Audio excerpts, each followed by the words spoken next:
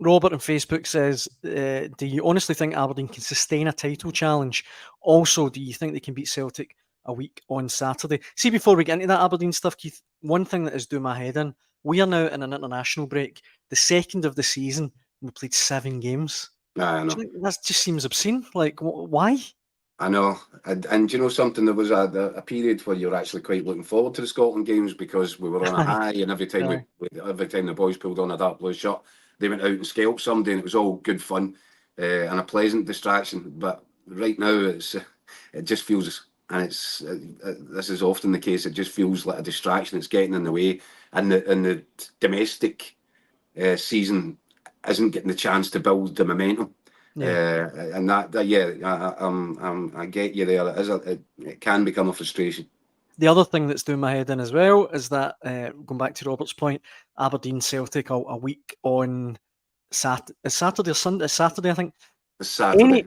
Any other league in Europe, that'd be the game in the telly. That'd be your highlight blockbuster game. I get all that, but here two things. First of all, the TV schedulers were in need of a crystal ball at the start of the season to realise that That's Aberdeen fair, were going to be taking 21 points from 21. Nobody thought that. Nobody would have thought at the start of the season that Aberdeen are going to go at Celtic Park on that day, level with Celtic at the top of the table. So there's the first problem. The second problem, it's an age-old one, is that Celtic don't want to sell that many of their home games to the TV companies, and it's the same with Rangers.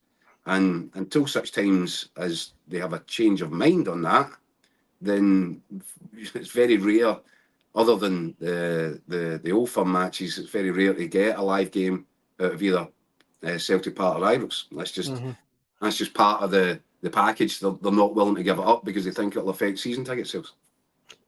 Just on Aberdeen, while we're on it, I mean, there's not a lot more we can say. We talked about it last night. I mean, Stephen Mulhern chimes in here saying, how refreshing was it for Don's fans chanting, bring on Celtic, we're going to win the league. And with Jimmy Teelan saying they won't change their style of play against Celtic. He does say, though, word of warning, though, Jimmy, remember Brendan Rodgers said something similar when he went up against another Champions League team, and the rest is history. Which is a fair point, I think, Keith, but it is a fair point. Aberdeen are capable of beating Celtic a week on Saturday. That's definitely true, I'd say. Again, this is the great imponderable where Aberdeen are concerned. You know, people have said, and I think it's a little bit unfair, that they've not really been tested. They have been tested. They're tested every time they're going out on the pitch. They've just passed every test with flying colours. But this is a whole new level of test.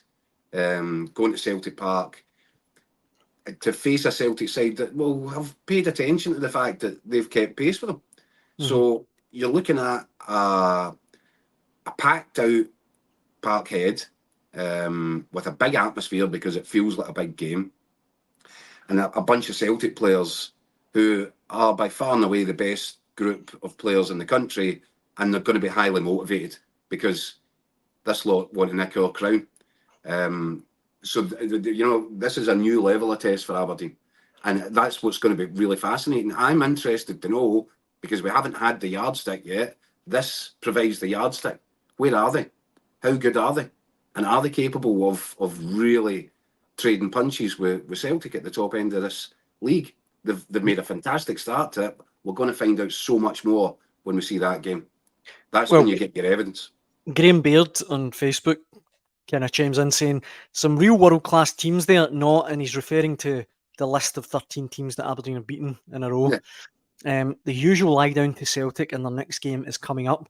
And like you say, Keith, until Aberdeen go and beat Celtic and Rangers, they're going to have to face comments like that, really. I think it'll be a game. It'll be a cracking game, though. But again, there's nothing that Aberdeen should do to worry about that. It's not their fault. They didn't draw up the fixture list. They've had to just beat what's been put in front of them, and they have done it over and over and over again. And there is now some serious momentum building. Yeah. So yeah, I mean they will come down the road full of confidence. But it's interesting that one of the comments there was absolutely correct. Celtic went to Dortmund feeling full of confidence.